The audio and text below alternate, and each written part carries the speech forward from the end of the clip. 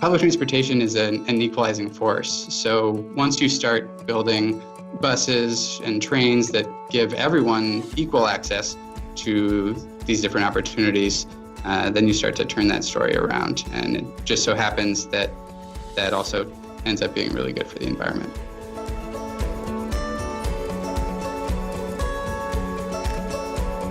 Welcome to Climate Conversations. I'm Rajesh Kastirangan, and this week we have Zak Accuardi, who works for the TransitCenter in New York and was also involved with Project Drawdown before that.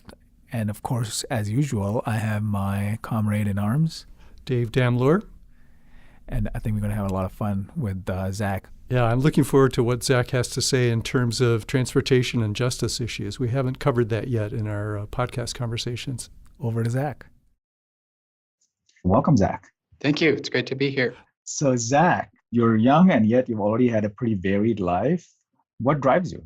Well, my career has really been focused on energy and climate change, and I got into the environmental sustainability space during college. I came from Portland, Oregon. That's where I'm from originally, and was brought up in an environment where consciousness about environmental issues was sort of taken for granted.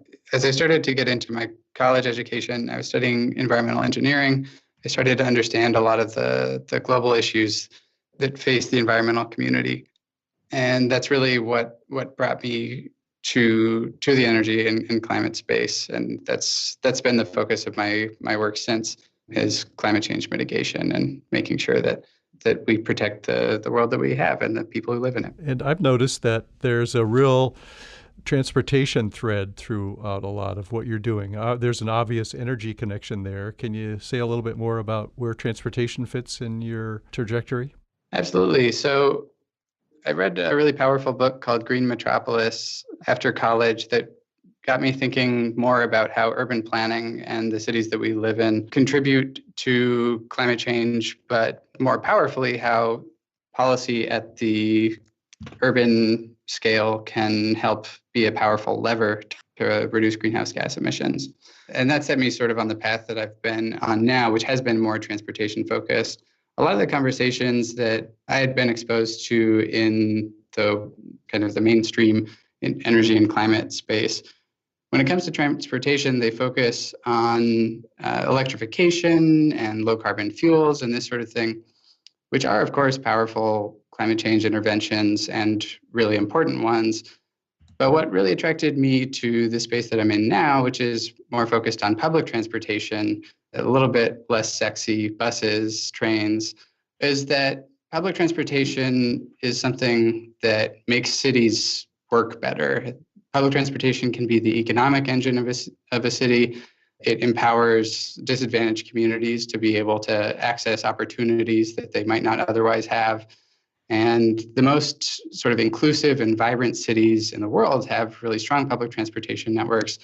That's something that growing up in the US, even in a city like Portland, which is relatively famous for its urban planning, still most people in Portland drive, the vast majority.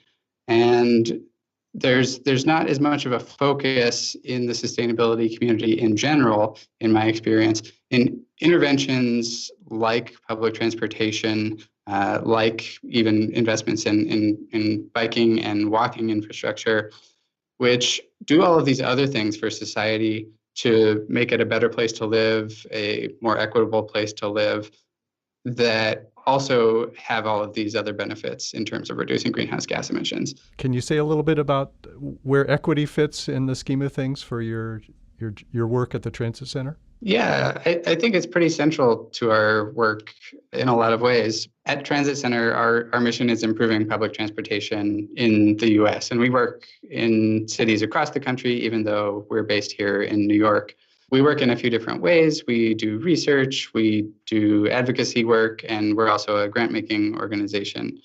So we support primarily local community advocates working on aligned causes in cities around the country. Equity is pretty central to our work in the sense that public transportation is a tool for social justice in a lot of ways.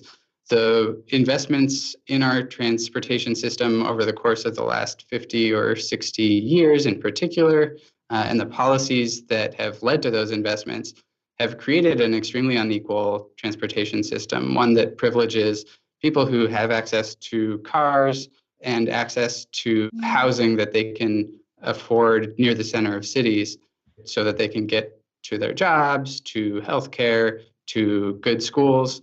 And there is quite a substantial body of research that shows the implications of today's unequal distribution of transportation access for low-income and minority communities in terms of reducing their access to economic opportunities, educational opportunities, healthcare opportunities. Public transportation is an equalizing force. So once you start building buses and trains that give everyone equal access to these different opportunities, then you start to turn that story around. And it just so happens that that also ends up being really good for the environment. Yeah, and I would like to talk a little bit more about the dual benefit, right? Because it so happens that the very things that privilege the interests of the elite, like suburbs and car-oriented transportation, are also the interests, you could say, of the fossil fuel industry, right? Yeah, I think that's right. And I think that there's a big challenge, particularly in public transportation now, because you mentioned the dynamic of sort of the central city versus the suburbs. That dynamic is changing now, which is to say that people are moving constantly. And in a lot of cities, we're seeing issues of gentrification and in particular displacement, which are leading to a little bit of a change in the distribution of wealthier people and low-income people. And that presents some real challenges to public transportation networks. So, for example, in Portland, Oregon, where I'm from, the transit agency has been doing some really good research about its own ridership patterns, how many people are using public transportation in different parts of the city. One of the interesting things that they've found, and one thing that'll be really challenging for the agency to address, is that in the center of the city, the place where public transportation is best positioned to succeed, a lot of wealthier people who are less inclined to use public transportation have been moving in, have been scooping up the most desirable real estate in the city, and now they're using public transportation less, which puts the public transportation agency, which is called TriMet, in a tough spot because their most loyal customers are now moving out to the fringes of the city where public transportation is less robust. Right. So what's the TransitCenter's response to these kinds of developments? Well, we talk as often as we can about what we call useful transit, which is public transportation that runs frequently, that runs reliably, that runs quickly, that's affordable, and which is, of course, safe. And the most important sort of philosophy for a public transit agency to have is that you need to put useful transit where the people are who need to use it and where as many people as possible are there to use it. People who don't have a background in transit planning and in general, people who don't ride public transit on a regular basis often have a hard time understanding that transit doesn't work the same way that highways do, that cars do. It's not just about putting a route between two places that you want to connect. It's about running buses or trains as frequently as possible in as straight a line as possible in a corridor where there are as many people as possible. The economics of transit really depend on those factors aligning. So it just works a little bit differently than cars do. And a lot of the governing boards that oversee transit agencies they're often filled with people who don't understand that sort of fundamental concept. And so TriMet happens to be an agency, to go back to that example, TriMet happens to be an agency that really does understand that concept, but many other agencies have a lot of trouble even accepting those basic principles that make public transportation viable in the first place. So what are the consequences of not getting it? The consequences are that in a lot of cities across the US, we have public transportation networks that simply don't provide a useful service for a broad percentage of the population. Again, that's a historical artifact of systematic disinvestment from public transportation systems that goes back not just 50 years since we've been building out the interstate highway system, but about 100 years since we started tearing out streetcar lines and focusing on automobile infrastructure. So in a lot of places, you just haven't had anywhere close to the level of investment that you would need to have a functional transportation system. In other places, you don't have the land use patterns, the density of housing, the density of commercial office space, the density of retail and interesting things that people want to do. You don't have the density of those activities that enable public transportation to thrive. So there's a sort of chicken and egg situation in a lot of cities where you need more density for public transit to work, but you don't have enough public transit for people to want to start using it in the first place. Fantastic. And I feel like given how important transportation is in the contribution to global warming, I think that there's a great opportunity to combine the justice issues and the equity issues with reducing our carbon burden. Is that something that the Transit Center sort of explicitly considers, or is that a secondary concern for you? It's something that we have to explicitly consider. In a lot of the communities in which we work, we would be turned away sort of at the front door, so to speak, if we weren't able to think about these issues in the context of public transportation systems. I already mentioned briefly gentrification and displacement. Policing is obviously also a big issue in the transportation space in general, including on public transit. If we're not able to engage on those issues, there are a lot of organizations who are focused on doing this work, who should be really strong allies to us, who we wouldn't be able to talk to at all if we weren't able to engage. Okay. We have listeners around the globe. I think the last count was 76 countries are represented in the 1,500 some members of Climate X. Do you guys at Transit Center are there a couple cities around the world that you think really have gotten it right? I know Portland, Oregon, your home city, is doing a lot of things right, and they understand the useful transit concept. Are there places that you guys look to for doing it right around the world? Absolutely. I think London is an example that we go back to often. Part of the reason that London ends up being a great case study is because they have a very thoughtful governance model with their transit agency, which is, I think, underappreciated as a sort of systemic barrier to climate change action and transportation and beyond.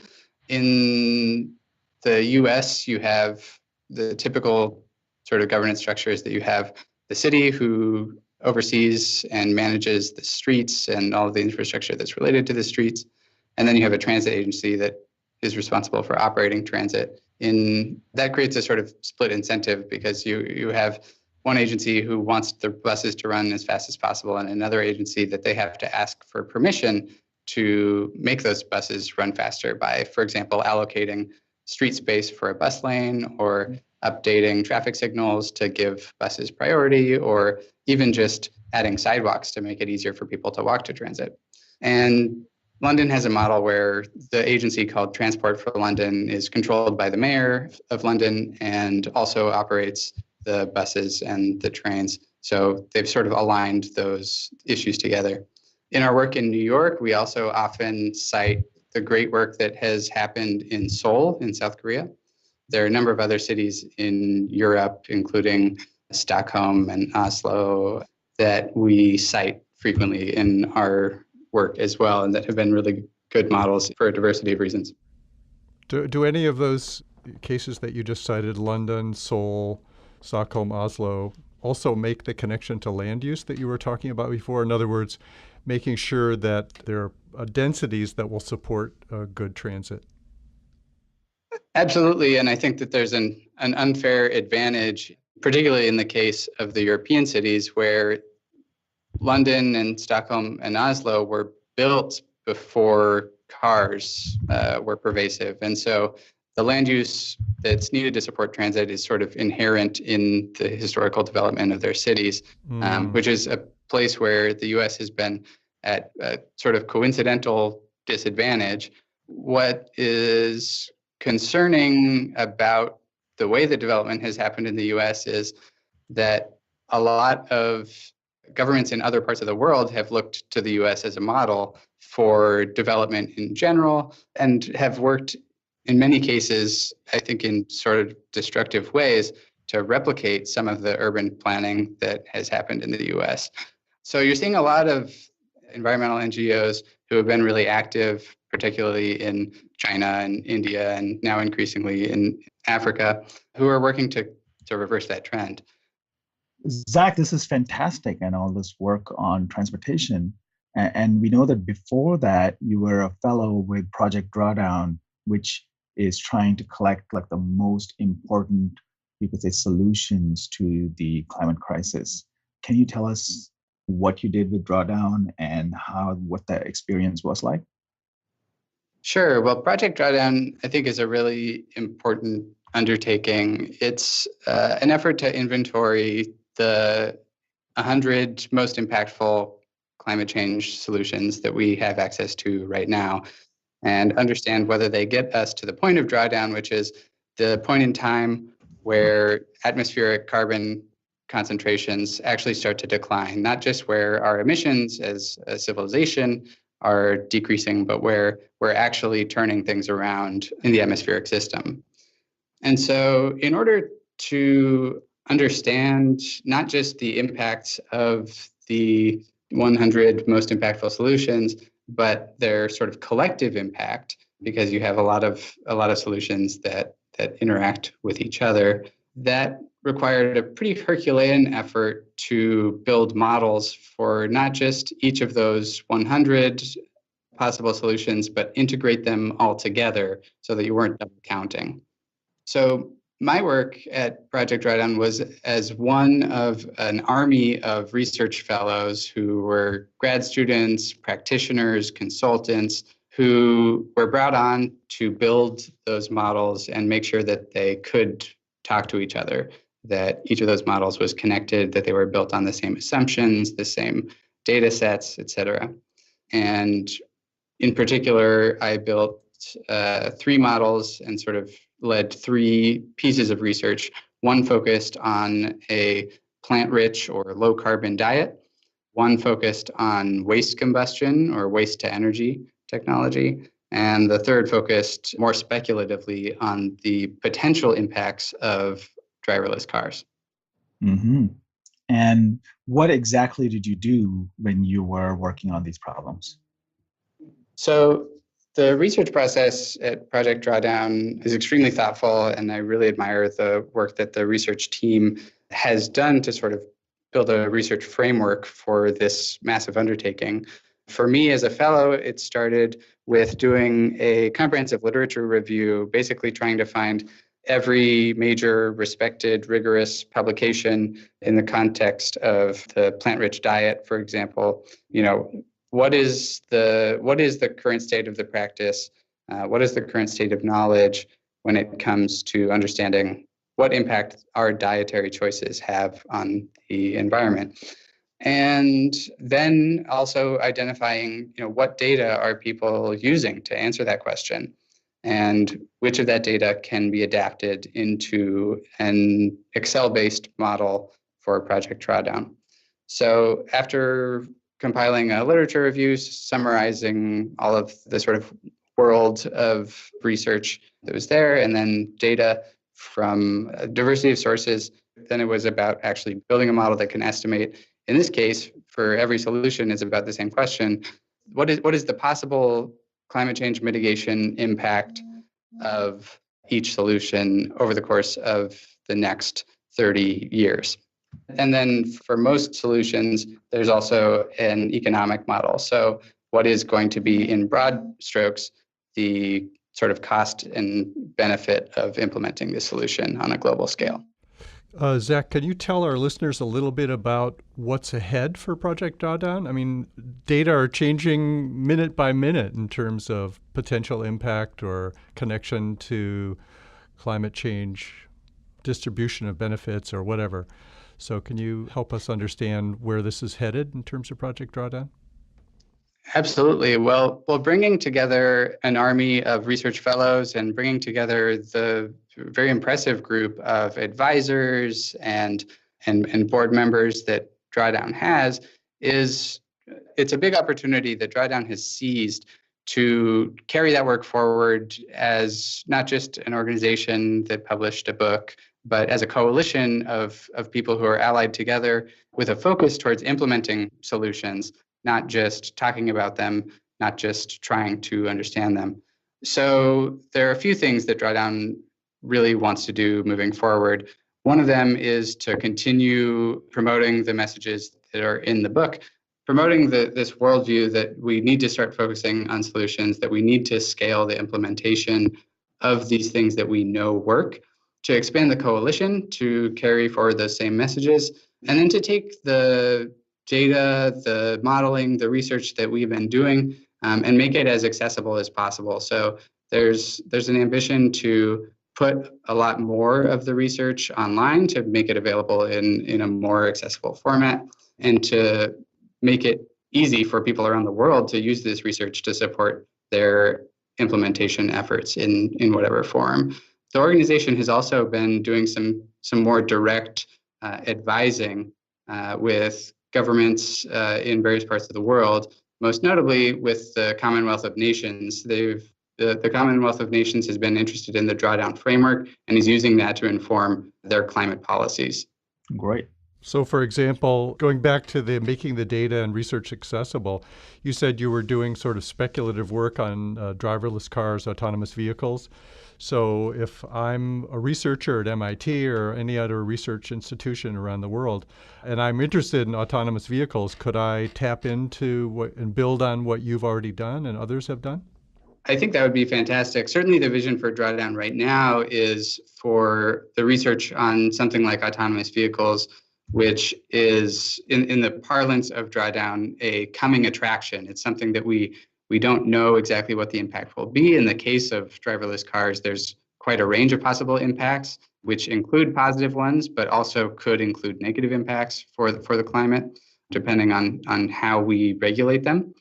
And as the state of knowledge evolves and changes, as we learn more about what those impacts will be or what they are starting to be once they start coming online, then the vision is for those data that underlie the Drawdown model to continuously be updated. So they will be continuing to look at new data sources, new peer-reviewed authoritative research that they can incorporate into the model and present that in a way that is available to researchers, to advocates, to policymakers moving forward. And there isn't currently the infrastructure to make that this sort of crowdsourced effort that it sounds like you're describing right now, but I think that it would be fantastic to move in that direction somewhere down the road.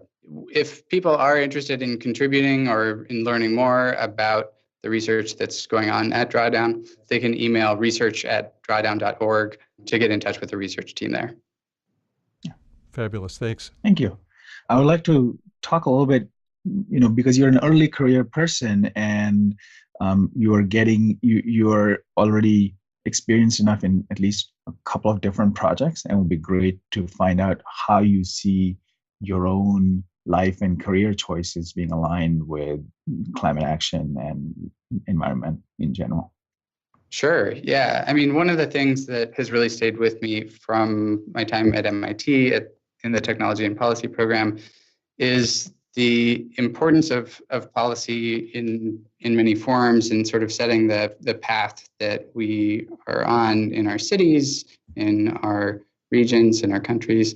And so that space in policy is where my career will continue to focus.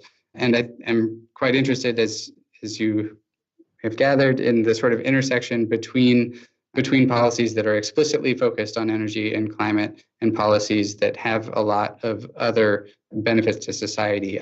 Coming from an environmental advocacy background, I really love the idea that I don't have to convince anybody that climate change is a problem, but I can sort of subversively achieve a lot of climate benefits through other work. And so that's where I want to continue to be focused. What kind of other work might that be? like more like the kind of work you're doing on sort of transit equity, or something like radically different? Yeah, I mean, I love the opportunity that focusing on city policy presents, not just because of that alignment between equity, between economic opportunity, between creating vibrant communities and climate change, but because city policy is, compared to national and international policy, very dynamic. There are a lot of opportunities to make change, and it allows for people to be engaged in a way that's much more immediate in their lives. People not just like me who are interested in policy at the city level, but people who are invested in their neighborhoods, people who care about their kids having access to education and their family having access to high quality healthcare, and people who are affected on a day-to-day basis by the transportation choices that they make and that they're forced to make by city planning policy. And these issues are very immediate to people, very tangible. They affect how much rent is and these sorts of things. So these immediate day-to-day concerns really connect to climate and energy use in a tangible way when you bring it down to that city policy level. Okay.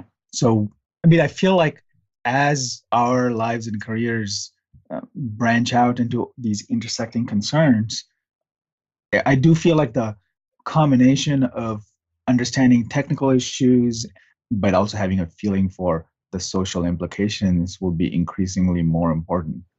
Absolutely. I mean, you can't consider technological solutions in a vacuum, and I know that that's been a theme in some of your discussions in the past. The social and the political realities in which technical solutions exist really determine to what degree we can adopt these technologies, these solutions that we know will make a difference. And navigating the politics, understanding the localized context in which all of this implementation has to happen. That's, again, one of the things that I think for me really appeals to focusing at the local level, is that it really helps you stay grounded in the day-to-day reality of the people that you're trying to help, but also the very localized politics that ultimately determine whether anything gets done. Well, I do want to end with a parting magic wand question. So if you had a magic wand and you could wave it and you could make the world a better place, what would you do? At the local level, when people are standing in the way of good climate policy, they're doing things that are extremely rational. So you have people who are living in neighborhoods where maybe they grew up, or maybe they've lived for a long time, where they have a house, maybe with a white picket fence. They have a garage where they keep one car, maybe two cars, sometimes even three cars. And in order to have climate-friendly policy at the local level, you really need to build relatively dense neighborhoods, relatively dense communities, and you need to start taking away things that people have taken for granted for a long time, like free parking on the street, which is really, really difficult because these are things that people have for a long time been given for free in light of city policies that, again, have existed for a really long time. And people are accustomed to the neighborhoods that they have. Even people who are otherwise very progressive on climate change, on energy use, are very, very resistant to change when it comes to the actual fabric of the neighborhoods that they live in, the places where they grew up, and things like driving, which they do every day. And that kind of change really scares almost everybody. And I think that it's really hard to understand issues that are as complex as affordable housing, as complex as public transportation and transportation systems more generally, because you also can't think of public transportation in a vacuum. These things are really complicated, and politicians aren't good at talking about them. So in terms of changing local politics, I would like to see that dialogue just be more robust. I'd like to see politicians and elected officials just being more honest about the trade-offs that are inherent in these decisions, and more bold about saying, look, things have been this way for a long time, and we can't keep them like this. and we have to make some changes. And let's talk about how to do that, not whether we can. Wow. So it's really exhibiting some leadership in helping us all make the transition. Absolutely.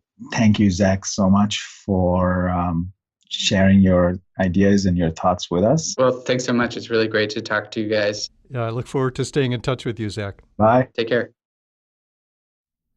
There are so many layers to transportation, and I'm really glad that we brought up this justice issue because it's so clear that, like anything else, climate change is going to impact how justice and transportation collide with each other. There are so many complexities, and I'm glad that the TransitCenter is addressing them in New York and elsewhere, and I really hope that we can get to see some of their solutions in the future. Right.